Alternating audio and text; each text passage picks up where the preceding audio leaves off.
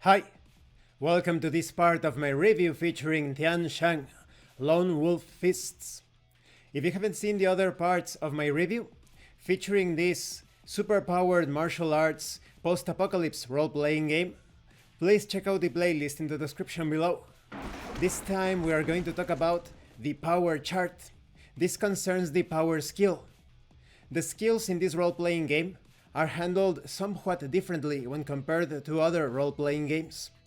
When it comes to power, this is the skill of raw physical strength.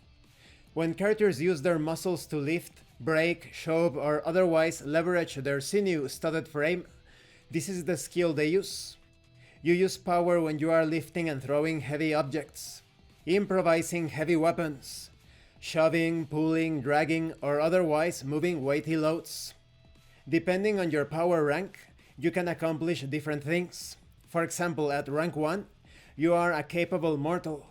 You can lift a full drum of oil or 2 adult humans. You can punch hard enough to batter down an oak door. At ranks 4 or 5, you are enhanced. You can lift a motorcycle or a polar bear.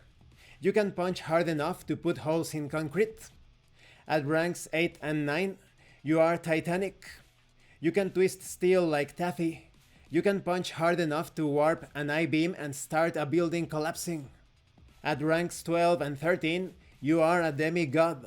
You can warp magical steel with your bare hands. You can punch hard enough to reignite a dormant volcano. Your fist is a natural disaster. And this is not even the height of the power chart. When it comes to special abilities of power, power is a character's brawn, their strength, their muscle. So lifting heavy things is the most basic function of this skill. When it comes to throwing something is a simple matter of assessing whether you can lift it and how far you can toss it. The power effect chart will tell you if you can lift something. Every rank beyond what is required to lift it may be used to throw it. When thrown, a person or object takes damage from the impact as though from a deadly fall. The terrain which receives them is struck by a blow of equal force, the damage from which is outlined under the breaking things section. It's also important to note that when you throw an opponent, you must first have them in a hold. When it comes to breaking things, this is another popular use of brute force. You reference the power effect chart to determine the strength of material which can be broken.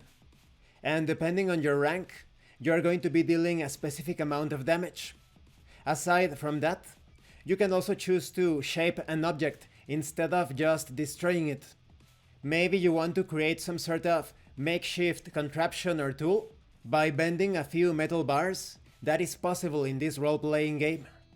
And of course, you can also wield heavy objects as weapons. Thank you for watching this part of the review. In the next part, we are going to talk about agility. If you want your character to be a total bruiser, you definitely want to focus on power. I also think that it is quite simple to memorize the effects. You don't need to reference the chart constantly. Perhaps when you reach a new rank in your skill, then you definitely want to check out the things that you are capable of. But after that, I think it's going to be very easy to figure out what you are able to do. Thank you for watching this part of the review, and thank you for your likes and your comments. If you have any questions or comments, please let me know. And thank you so much to those of you that are going the extra mile to support the channel. If anyone else wishes to further support the channel, the information on how to do that will be in the description below. Once again, thank you, and see you later.